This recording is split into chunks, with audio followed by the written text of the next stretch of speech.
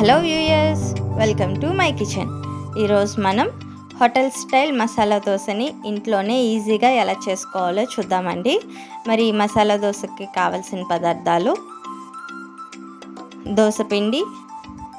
ఈ దోసపిండి లింక్ని నేను డిస్క్రిప్షన్లో ఇస్తున్నాను, ఒకసారి చెక్ చేయండి. మసాలా కూర, రెడ్ చట్నీ.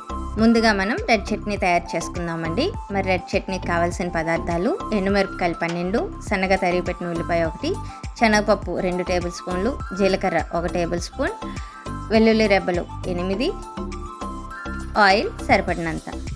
మీకు కారం ఎక్కువ కావాలంటే 15 వరకు మిరపకాయలు వేసుకోవచ్చండి. ఇప్పుడు మనం స్టవ్ ఆన్ చేసుకొని కడాయి పెట్టుకొని అందులో ఆయిల్ వేసుకోవాలండి.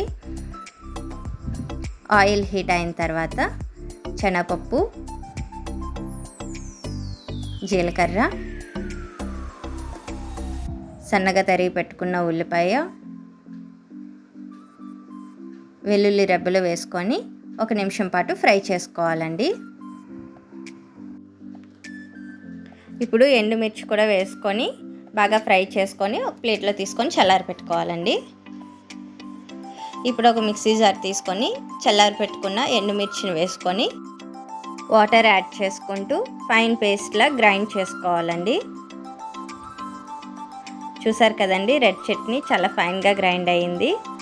ఈ పేస్ట్ని ఒక బౌల్లో తీసుకొని పక్కన పెట్టుకోవాలండి. ఇప్పుడు మనం మసాలా కూరను తయారు చేసుకుందాం. మరి దీనికి కావాల్సిన పదార్థాలు: ఉడకబెట్టిన బంగాళదుంపలు 3, సన్నగా తరిగి పెట్టుకున్న ఉల్లిపాయ 1, పచ్చిమిర్చి 1, కరివేపాకు కొద్దిగా, జీలకర్ర 1 టేబుల్ స్పూన్, ఆవాలు 1 టేబుల్ స్పూన్, సాల్ట్ రుచికి సరిపడినంత, పసుపు చిటికెడు, కొత్తిమీర కొద్దిగా, ఆయిల్ సరిపడినంత, ఇంగువ 1/2 టీ స్పూన్.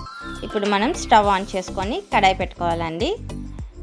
కడాయి హీట్ అయిన తర్వాత కొద్దిగా ఆయిల్ యాడ్ చేసుకోవాలి.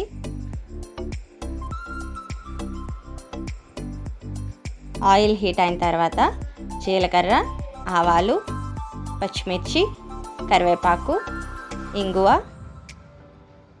సన్నగా తరిగి పెట్టుకున్న ఉల్లిపాయలు వేసుకొని ఒకసారి బాగా ఫ్రై చేసుకోవాలండి.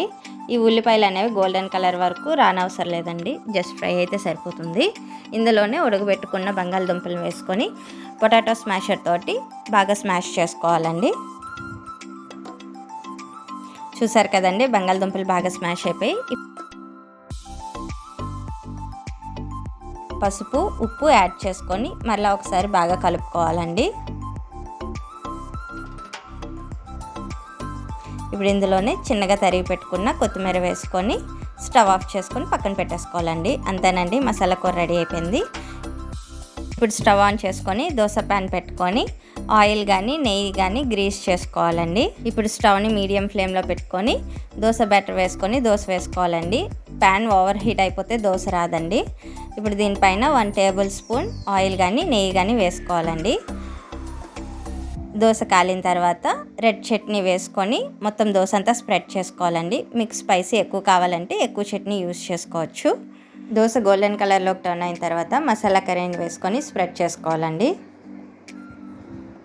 ఈ మసాలా కర్రీని దోశకి మిడిల్లో వేసుకొని స్ప్రెడ్ చేసుకుంటే మనకి దోశని ఫ్లిప్ చేసుకున్నప్పుడు ఈజీగా ఉంటుందండి.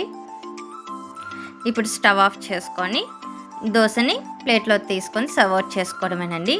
ఈ మసాలా దోశని కొబ్బరికాయ పల్లి చట్నీతో తీసుకుంటే చాలా బాగుంటుందండి. ఆ చట్నీ లింక్ నేను డిస్క్రిప్షన్లో ఇస్తాను, ఒకసారి చెక్ చేయండి.